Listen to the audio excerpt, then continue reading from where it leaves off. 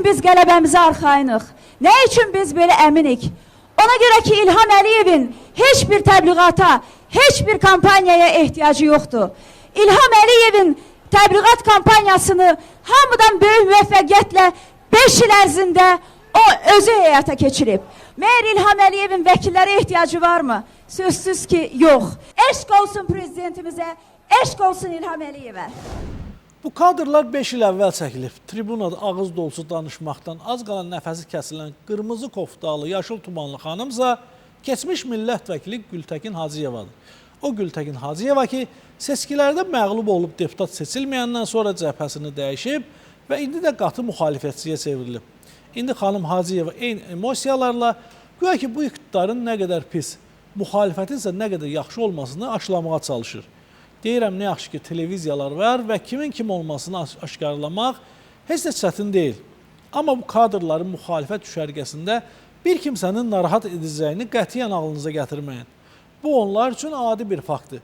Çünki özləri də zaten elə Gültəkin Hacıyevanın tayıdırlar. Ona görə də körün körə kör deyib bağrını satlatmasına heç bir hacət yoxdur. Hamısının əskisi tüstülü, keçmişləri qaranlıqdır. Hamısı şəxsi ambisiyaları həyata keçmədiyindən dönüb atəşli müxalifətçiyə çevriliblər. Elə ona görə də prezident seçkilərində kənara çəkilib, xammal kimi Cəmil Həsənlini qabağa verdilər.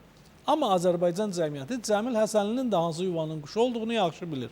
Yaxşı bilir ki, Cəmil Həsənli də eynən Gültəkin təki 10 il ərzində bu iqtidarı alovlu şəkildə müdafiə edib və bugün həyata keçməyən şəxsi iddialarına görə güya ki, müxalif obrazına giribdir.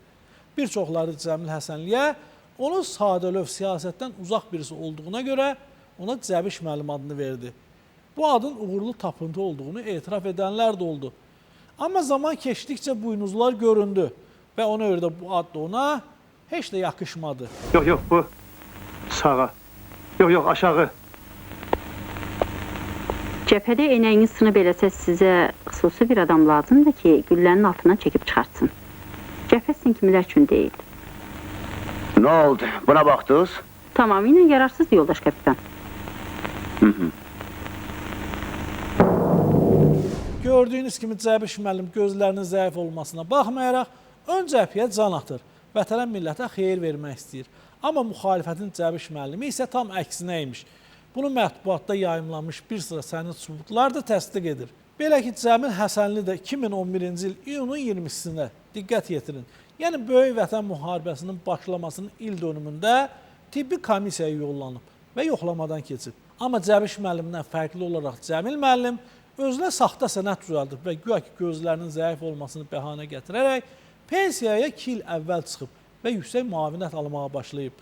Cəmil Həsənliyə verilən sənədə əsasən güya ki, onun şəkərli diabeti çox yüksəkdir və görmə qabiliyyəti də həddən ziyadə zəifdir. Ona görə də pensiyaya vaxtından əvvəl çıxmalı və ağır işdə çalışmamalıdır. Hətta bu sənədin saxta olmadığını qəbul etsək belə, ortaya maraqlı suallar çıxır ki, bəs elədirsə onda nədən Cəmil Həsənli prezidentlik kimi ağır və məsuliyyətli bir vəzifə üçün can atır?